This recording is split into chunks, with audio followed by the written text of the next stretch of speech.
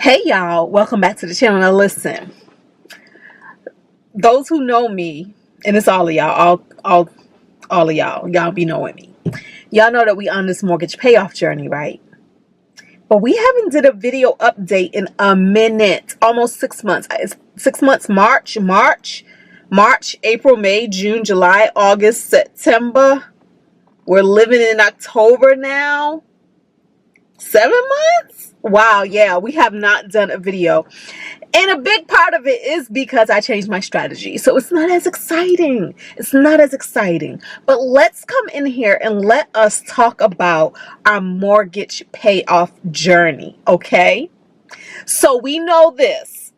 I am on a journey to pay off my house one of these days. One of these days. And I say that because honestly, I am not fast paying it. I am not throwing everything that I have added. I'm not doing that. I'm not. Now I know, like, I've had some people who's like, yo, I started my journey when you started your journey and we're done. And I love that for them. But for me, I was not willing to stop living life, to stop having fun, to stop traveling, to stop doing all the extracurricular things that I do in order to make that goal a done deal. Now, would it have been nice? Of course it would have, because we would be here today and the house would have been done and we could continue to move forward with our travel. But nothing's promised, nothing's guaranteed. So for me, I am just choosing a more pleasurable journey, okay? And so that is paying my house slower than faster. A lot of times what I do is I do my monthly budget. I have an idea of what I want to send to the mortgage, but honestly, if anything pops up that month, that mortgage, that extra mortgage payment is the first thing I'm tapping into, right? To make my ends meet. And then normally whatever's left over, I will send it to the mortgage. Okay. So let's talk about it. The last time we did this video was, like I said, in March, and in March we left off with a balance of, I'll read off the paper, $178,660. That was our balance in March of 2023. All right. My mortgage has a very low interest rate. It's 2.25%. And the mortgage was about $600,000 when I first got the loan. I got the loan in 2009. I did not have a budget journey or a financial goal journey or mortgage payoff journey back then in 2009. Honestly, I was the girl who felt that if I had extra money, the first thing I was not going to do was send extra to a mortgage, because I was under the mindset that you're going to have a mortgage forever. So why even try to pay it off, right? I don't know. I was under that mindset. But honestly, some people have that same belief system when it comes to cars. They feel like you're going to have a car payment forever, so why try to pay it off? Now I operate under a different belief system, and that belief system is we can totally be completely debt-free, point blank, period. Yes, we're always going to have to pay taxes. Yes, we're going to have to pay insurance. But other than that, we can be debt-free. And going into retirement, because I'm looking at retirement age now, going into retirement is so much easier when you can knock out your biggest expense. And for most of us, our biggest expense is going to be the roof over our head. Okay, let's look at our payments. All right, so back in April, I made a payment, my normal mortgage payment of $1,535.91. From that payment, $334.99 went to interest, and $1,200.92 went to the principal. Then I made an extra mortgage payment of $8,009.08. And then came May. Now May, I sent in my regular mortgage payment of $1,535. That's just kind of round the numbers. $1,536. And of that, $318 went to interest. $1,218 went to the principal. And then I made a principal only payment of $531.81. Guys, so this is where things get boring. It was in May that I decided to change up my strategy. I was a little bored with my mortgage payoff journey. So I decided that instead of sending extra payments to the mortgage, I was going to send it to a bank account instead. Okay. I opened up a high yield savings account with Goldman Sachs Marcus. A lot of you have heard me talk about this account through numerous videos. Okay.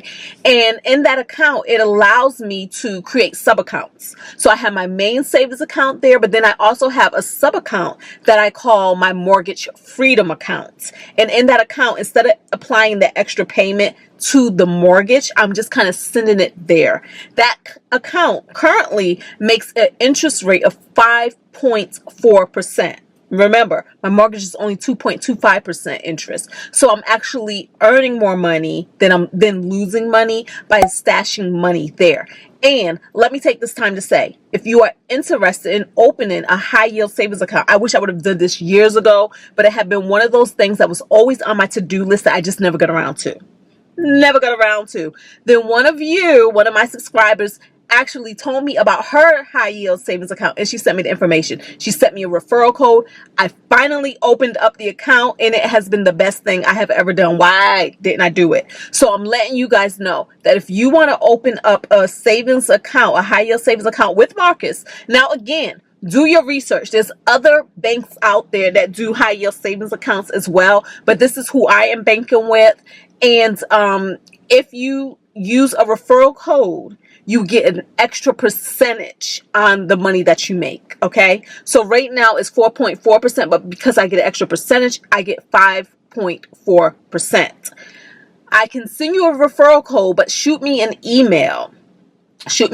My information is in the description below, and I will send you a referral code. The referral code is not mine. They only give us 5. Mine's maxed out, but some of you who have opened up Marcus Savings account in the meantime have been so gracious to send me your code, and I can share that with the family, okay, with you guys, our family.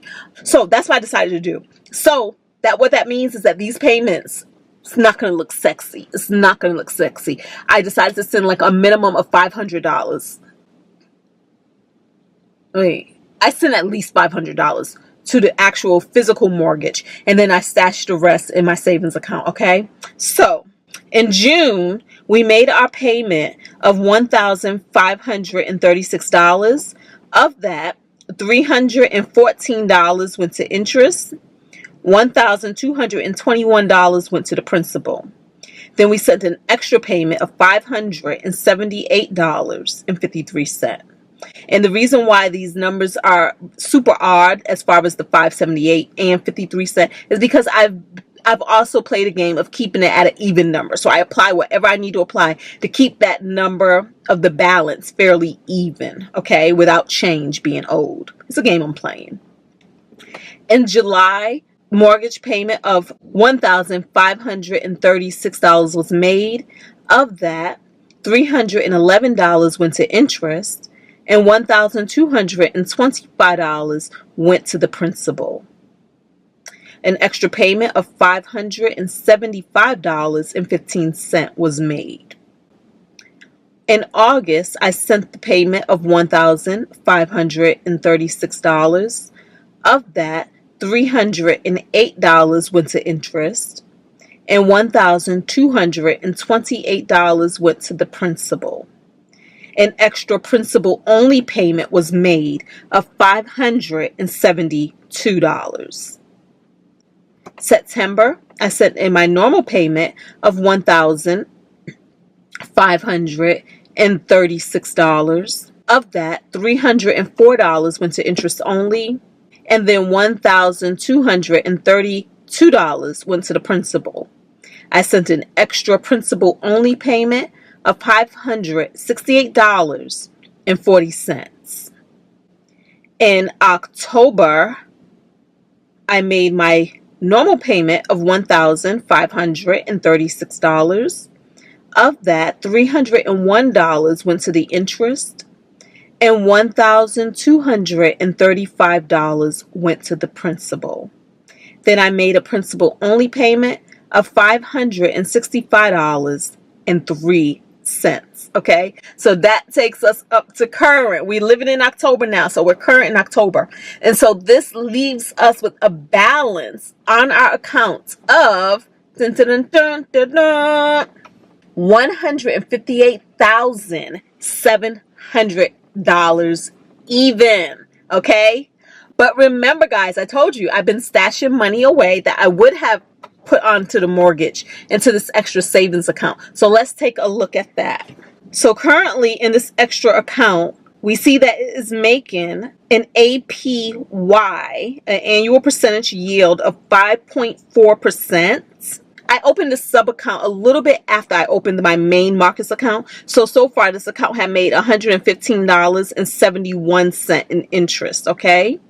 And that was based off of $8,463.71. I recently moved another $8,000 over, so that gives us a current balance in my mortgage freedom fund of $16,473.71. So if we subtract that beautiful number from what we owe on our mortgage, because all of this money is for the mortgage. So one day when I feel like it, maybe at the end of the year, maybe when I get all the money, I don't know. But one day when I feel like it, all of this money is going to the mortgage. It goes to nothing else. I don't borrow from this money. I don't use this money for anything else. I don't loan out this money. I don't give out this money. I don't go on vacations with this money. So this money is for the mortgage. So it will go there one day.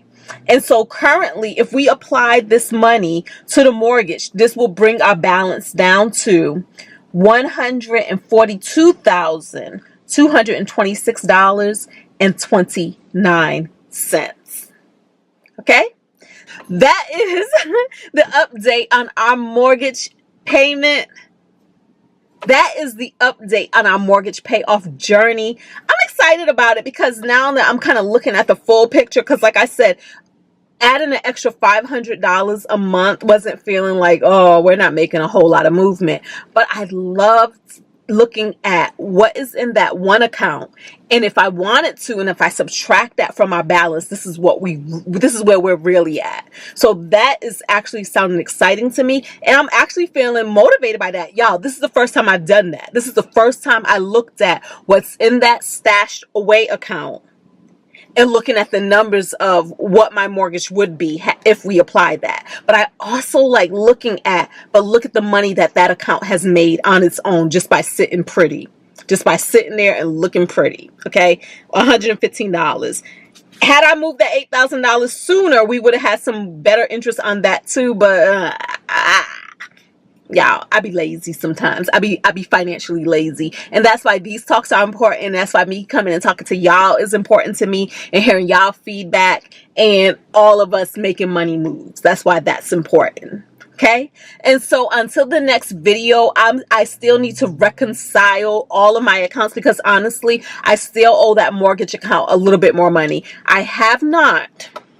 I know y'all don't tell nobody this, but it's October. I still haven't reconciled my September budget.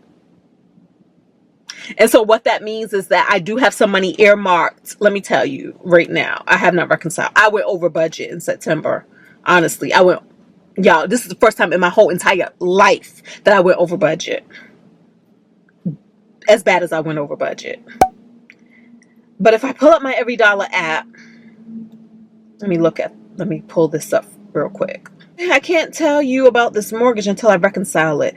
But currently, $2,550 is set aside for the mortgage. Let me take a screenshot of this. But the reason why we haven't moved that money yet, nor are we speaking to that money yet, is because I still have to reconcile September. So I may have to borrow more money from that pot and move it somewhere else to pay these good bills that I've overspent in.